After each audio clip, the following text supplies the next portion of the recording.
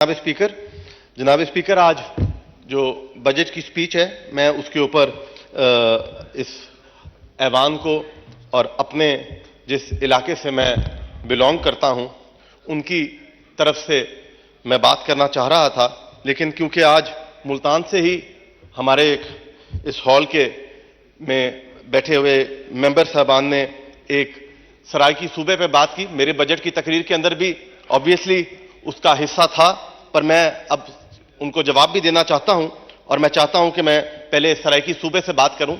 हमारे 4 करोड़ अवाम कई दहाइयों से सराइकी सूबे के लिए आवाज बुलंद कर रहे हैं। और वो क्यों कर रहे हैं? वो इसलिए कर रहे हैं क्योंकि उनको उनके हकूक नहीं मिल रहे। हमें कोई लसानी बुनियादों पर सूबा नहीं चाहिए था। हमने सूबे की आवाज इसलिए बुलंद की क्योंकि हमें अपने वसाइल पर अपना हक चाहिए था। हमारे वसाइल के बदले में हमें जो हमारा हक था उसका 5% भी हिस्सा नहीं मिलता था। लेकिन उसी मुल्तान के बेटे, जिसकी एक फाजिल मेंबर ने बात की कि वो मुल्तान का बेटे ने क्यों नहीं असेंबली के अंदर बिल पास होने दिया, मैं इस ऐवान के अंदर कम से कम हमारे डबल स्टैंडर्ड्स नहीं होने चाहिए, हमें हिपोक्रेसी के साथ काम नहीं करना चाहिए और हमें अपने स्कोर सेटल नहीं करने चाहिए। वही मुल्तान का बेटा यूसुफ रजा गिलानी जब तक वजीर आजम पाकिस्तान रहा, पाकिस्तान पीपल्स पार्टी की हुकूमत में मुल्तान और जनूबी पंजाब को वो हक भी मिला जो जुल्फकार अली भुट्टो ने जिसका वादा किया था। जिस पुल का, चाहे वो चाचड़ा शरीफ का पुल हो, चाहे वो हेड मोहम्मद वाले का पुल हो, अगर जुल्फकार अली भुट्टो ने 1971 में उसका वादा किया था तो यूसुफ रजा गिलानी ने 2008 में उसका वादा पूरा किया और मुल्तान और सराइकी सूबे की आवाज बुलंद की और उनके हकूक उनको दिए। हमारे एनएफसी के अंदर 33% हक जनूबी पंजाब का था और हर बजट में हर साल जितना अरसा यूसुफ रजा गिलानी वजीर आज़म रहे, 33% का 33% हिस्सा मुल्तान में और जनूबी पंजाब में खर्च हुआ। ये वो मुल्तान का बेटा है जिसकी वफादारी पे आज कोई शक कर रहा है। तो मैं सख्ती से इस अल्फाज की मुजम्मत करता हूं। ये यहां पर जो बैठकर बाकी लोगों की तारीफें हो रही हैं, सेनेट के अंदर हमने यूनानिमसली जनूबी पंजाब का बिल पास करवा दिया, आज भी पड़ा है। मुझे अफसोस है कि ये जब हुकूमत में थे 2018 में, ये वही बिल लेकर आ जाते। वैसे तो ये सारे बिल पास कर लेते थे, वैसे तो ये सारी अमेंडमेंट्स बुलडोज करके पास कर लेते थे। अगर ये इतने वफादार होते उस मिट्टी के साथ, उस धरती के साथ, तो ये तकरीर आज ना कर रहे हो।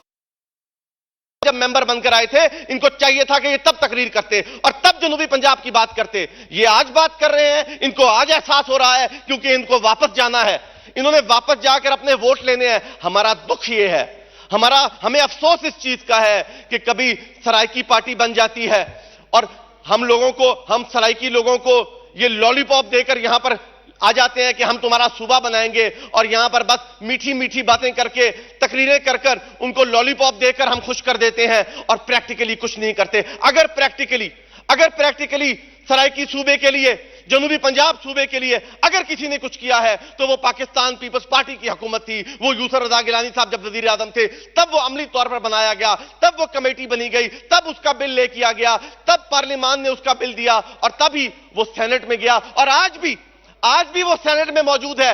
लेकर आए उस बिल को। मैं यहां पर तमाम मेंबरान को कहता हूं कि आए, हमने ये कहते हैं कि वो बिल पार्लियामान में क्यों नहीं पास हुआ। हमारे पास 2/3 अक्सरियत नहीं थी। 2/3 अक्सरियत होती तो वो कब का पास हो चुका होता। सेनेट के अंदर यूनानिमस तरीके से अगर पास हुआ तो उसके अंदर भी यूसुफ रजा गिलानी साहब का किरदार था। तो मैं ये हमारे मुल्तान से जो मेंबर हैं, इन्होंने अपनी शायद कोई पॉइंट स्कोरिंग सेटल करने के लिए यूसुफ रजा गिलानी पर ये तंज किया कि वो मुल्तान का बेटा होकर उन्होंने क्यों नहीं पास होने दिया। क्या इनको पार्लिमानी नॉर्म्स का नहीं पता?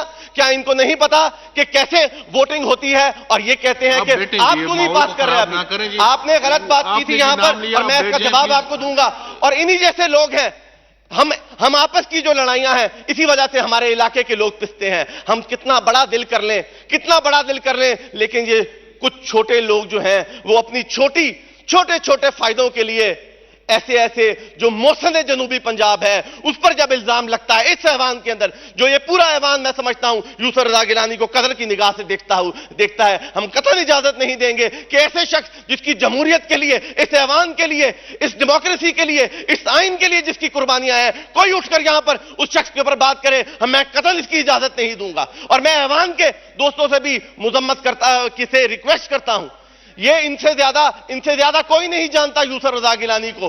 तो मैं यहां पर आपकी तवज्जो से स्पीकर साहब ये बात करना चाहूंगा। दूसरी बात, आज जो बजट के ऊपर बात है, बजट पर मैं ये कहूंगा कि हमें सबसे पहले मैं वजीर आजम साहब का शुक्रिया अदा करूंगा कि उन्होंने हमारी पार्टी के और सिंध के जो तहफ़्फ़ुज़ात थे उनको एड्रेस किया। और उनको देखिए, जो कोalition गवर्नमेंट होती है उसने जो हमारे पर तमाम सूबों के यही तहफ़्फ़ुज़ात होते हैं कि पंजाब जो है, पंजाब को ज्यादा फोकस किया जाता है, सिंध जो है वो महरूमियों का शिकार है जैसे जनूबी पंजाब हो जाता है। तो हम उनका शुक्रिया अदा करते हैं कि उन्होंने इसको एड्रेस किया। चेयरमैन साहब ने मेरे पॉइंट के अंदर था, लेकिन कल से जब से ये मामला ठीक हुए तो मैं ये भी कहूंगा कि हमारा कोई पॉलिटिकल डिफरेंस नहीं है। मैं भी तनकीद कर सकता हूं हुकूमत के ऊपर, जब मेरे इलाके के अंदर कोई महरूमियां होंगी तो मैं भी उसका गिला करूंगा, शिकवा करूंगा। हम पॉलिटिकल लोग हैं, हम रैलीज के अंदर ही शिकवा करते हैं, हम बंद कमरों में नहीं करते। हम पॉलिटिकल लोग हैं, हमने आवाम को जवाब देना होता है। तो जब हम आवाम को जवाब देते हैं तो हम आवाम के अंदर बैठ के उनको जवाब देते हैं। तो मैं जनाब वजीर आजम का भी शुक्रिया अदा करता हूं, हुकूमत का, कि उन्होंने कोalition पार्टनर्स को लेकर चल रहे हैं। ये एक बहुत मुश्किल दौर से हम गुजर रहे हैं, हम एक बहुत डिफिकल्ट टाइम से गुजर रहे हैं। और कोई भी, जनाब स्पीकर, कोई भी हुकूमत, कोई भी पॉलिटिकल गवर्नमेंट जब भी आएगी, आज हमारे अवाम का जो सब्र का पैमाना है वो बहुत कम हो गया है। वो उनके अंदर अब वो 2 से 3 माह के बाद किसी को बर्दाश्त नहीं करेंगे। अगर हमें कोई भी पॉलिटिकल गवर्नमेंट स्ट्रिक्ट मेजर्स लेगी तो वो अनपॉपुलर होगी। तो जो भी आने वाली भी गवर्नमेंट्स होंगी उनके लिए भी ये टाइम्स डिफिकल्ट टाइम्स हैं। हमें अपने आप को तब्दील करना है, सारी जिम्मेवारियां हमें हुकूमत पर नहीं लानी। अवाम जो है, जैसे हम बाहर के मुल्कों की मिसाल देते हैं, वहां पर 90% अवाम जो है वो रूल ऑफ लॉ, और वो खुद, हम ऑस्टेरिटी ड्राइव करते हैं। हमें एज सिटीजन्स ऑफ पाकिस्तान ये तबलीग करनी चाहिए सिटीजन्स को, अपने वोटर्स को, इस अवाम को, कि हम अपना लाइफस्टाइल चेंज कर लें, ताकि हम कुछ अरसे के लिए हमें अपना लाइफस्टाइल चेंज करना होगा, ताकि हम पाकिस्तान को मजबूती से खड़ा कर सकें, हम पाकिस्तान को मजबूत कर सकें। आज जो हम जियोपॉलिटिकल इस लड़ाई के अंदर फंस चुके हैं, पाकिस्तान की कोई साइड नहीं होनी चाहिए, पाकिस्तान की सब साइड्स होनी चाहिए। हमारे ताल्लुकात चाइना के साथ भी अच्छे होने चाहिए, हमारे ताल्लुकात रशिया के साथ भी अच्छे होने चाहिए, हमारे ताल्लुकात अमेरिका के साथ भी अच्छे होने चाहिए। हमने तो किसी का कुछ नहीं बिगाड़ा, हमने तो हर किसी को, हमारी जो जियो पॉलिटिकल हम जिस जगह पर ज्योग्राफी के अंदर इस दुनिया के नक्शे के ऊपर है, हमें सबके साथ एक बराबरी की सतह पर हमारे ताल्लुकात होने चाहिए। और मैं अफसोस के साथ कहता हूं कि यही जो पिछली हुकूमत थी, उन्होंने हमारी यही छोटी छोटी सियासत चमकाने के लिए, हम कभी अमेरिका को गालियां देते थे, कभी रशिया को गालियां देते थे, कभी चाइना का सीपैक बंद कर देते थे, तो हमारे पर लोग कैसे एतमाद करेंगे? हमने ये एतमाद, कॉन्फिडेंस बिल्डिंग मेजर्स हो रहे हैं जो वजीर आजम कर रहे हैं, जो फॉरेन मिनिस्टर बिलावल भुट्टो जरदारी कर रहे हैं, ये कॉन्फिडेंस बिल्डिंग मेजर्स, हम एक ग्लोबल विलेज है ये दुनिया, और हम उसके अंदर रहते हुए हमें सबके साथ मिल बैठकर काम करना है। हमें कतन ये नहीं कहना कि ये साइफर आ गया है, ये पर्ची आ गई है, तो ये रिजीम चेंज हो रही है। हम कब तक अपनी सियासत की खातिर इस मुल्क को कुर्बान करते जाएंगे? कब तक हम अपनी कुर्सी की खातिर इस मुल्क को कुर्बान करते रहेंगे? आज ये जो बजट आ रहा है, आज हमारा वजीर आजम पेरिस में IMF की मीटिंग के लिए रिक्वेस्ट कर रहा है, तो किस लिए कर रहा है?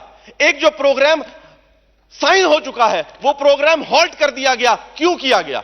वो प्रोग्राम इसलिए हॉल्ट किया गया क्योंकि उनको स्टेट ऑफ पाकिस्तान के ऊपर एतबार खत्म हो गया। स्टेट ऑफ पाकिस्तान के ऊपर एतबार किसने खत्म कराया? तो मैं समझता हूं कि जो पिछली हुकूमत थी, उनकी पॉलिसीज, उनके पॉलिटिकल स्टंट्स, पॉलिटिकल स्टंट्स जो हैं वो चाहे एक एमएनए इस ऐवान के अंदर खड़ा होकर अपने हलके के लिए करे या वजीर आजम अपनी पार्टी के लिए पॉलिटिकल स्टंट्स करे, उसका नुकसान हमारी कॉज को हो जाता है। चाहे वो जनूबी पंजाब का कॉज हो, चाहे वो पाकिस्तान की माशियत को सही सिमत लेके जाने का कॉज हो, हम अपनी अपनी सियासत की खातिर, अपनी अपनी छोटी छोटी ख्वाहिशात की खातिर हम अपने कौमी मफाद का सौदा कर देते हैं। तो हमें इससे परहेज करना चाहिए। आखिर में मैं सिर्फ जनूबी पंजाब की तरफ से और इस ऐवान में जो लोग बैठे हुए हैं, मैं उनको सिर्फ ये पैगाम दूंगा।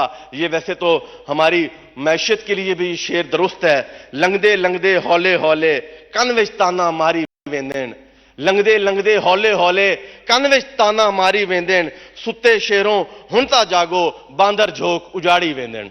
बहुत मेहरबानी। शुक्रिया जी। नहीं जी, ये